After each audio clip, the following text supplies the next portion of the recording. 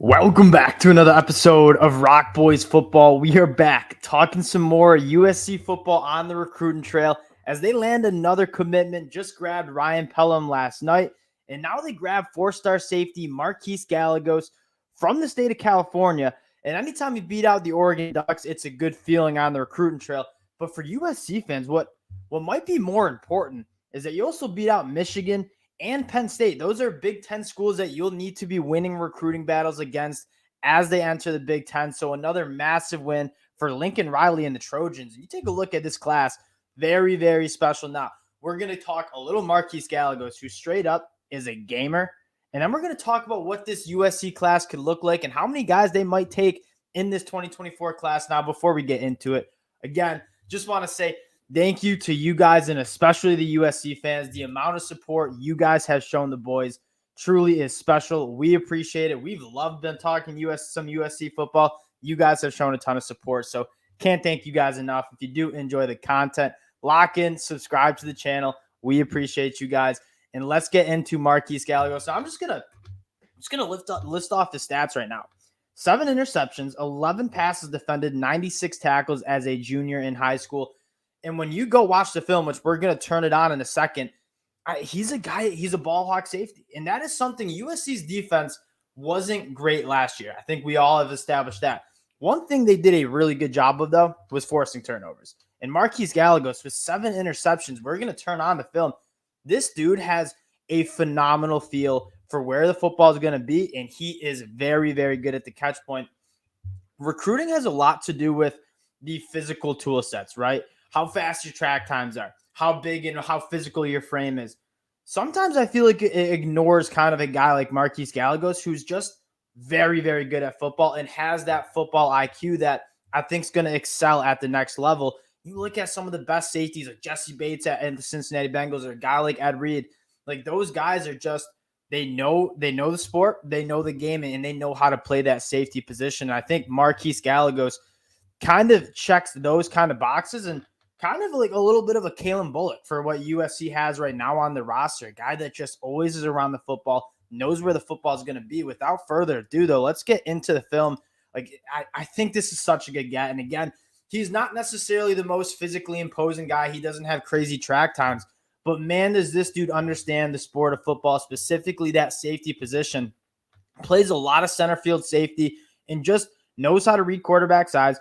Makes plays on football. You're going to see the first 6-7 plays are just going to be like textbook safety, reading the quarterback's eyes and making a play on the football. He's very good in zone coverage, kind of playing. I think he has the range to play center field, but here you go again. And this is more important. Like, you're right at the catch point. Like, he's got some good length on him, going up, making a play on the football. You don't really see much man coverage in his film, which is okay because he's going to play that deep safety role. Here we go, center field safety. Good range to get over to the boundary. And then again, making a play on the football. This is textbook, right? Moving before the ball is even snapped. Like, this dude just has such a great feel for the sport and what is happening in the offense. And he's going to go make play on the football again. I mean, that's just kind of the story of this guy's game. Again, a lot of this stuff, and I'm not going to pretend like I'm some sort of elite defensive back coach, but this stuff just looks textbook, and he commands the defense really well. You see the ball skills there, putting it right off of the grass. And then you're going to also see him, like, he's a guy that can come in as well and play in the run game as well. You got one more really good ball skills, quarterback overthrows it. And that's kind of what you saw from Kalen Bullock too, right? Like, whenever that ball, if a quarterback makes a mistake, airmails the ball, like, Kalen Bullock was always there. That's kind of what I get a sense of Marquis Gallegos. One more for you. I mean, 7 interceptions at the high school level is some next level stuff. He's good after the catch too. And Kalen Bullock brought 2 back to the house, I think, for USC. Here's what's special about him. I mean, when it is time to put his nose in the box and come downhill and make tackles, like, he's got a great feel for that too. And Kalen Bullock, although maybe undersized at that safety spot, very physical. Marquis Gallegos, the same way. Like, his game is playing that center field, playing the football in coverage. But if you're asking him to come downhill and be physical, he certainly can do that. And again, this one seems like such a steal. And you see the national recruiting ranking at 250th nationally.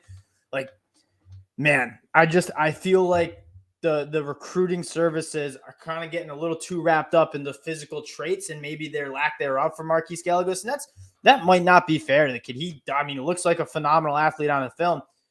But in terms of like what this guy is right now, understanding the game of football, understanding that position, it's some really special stuff. Now, looking at this 2024 class, the 14th commit in this class now, you're sitting at a top 8, I believe, on 3. We had a discussion with the USC fans about 24 hours ago in the comment section. On 3, I believe, has him at number 6. And the crazy part is they haven't even filled out this class. Like, they might only take 20 guys because of how much work they did in the transfer portal. But it seemingly is going to finish as maybe a top 5 class, depending on how many they take. But what you're more focused on is just the elite caliber guys that they are taking, right? The wide receiver position, you check that box. The secondary really coming along, right? Marcellus Williams, Dakota Fields. You go down and take a look at Jarvis Boatwright, who you beat out Florida and Florida State with out of Clearwater. The secondary is looking good. The wide receiver position is looking good. One thing we've been talking about, and this is kind of how I want to segue to what this 2024 class could look like, is some of the USC fans saying, all right, where are those big body guys on the defensive line that we need? I got one for you in David Pellum from the state of Pennsylvania. And this is another one where you're competing with Michigan and Penn State. He commits, I believe, on July 1st. You're talking about a dude that's 6'3", 300 pounds. He looks the part right now in terms of that Big Ten interior defensive lineman that's going to eat blocks, let your linebackers go to work.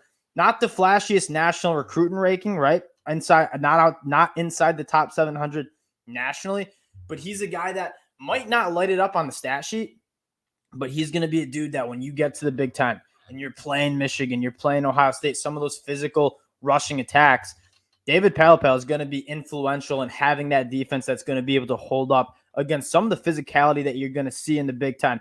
Now, another guy that's on commit watch for USC, again, Lincoln Riley going back to the trenches, and Makai Santa from the state of Texas. You're battling out Texas A&M in Texas form.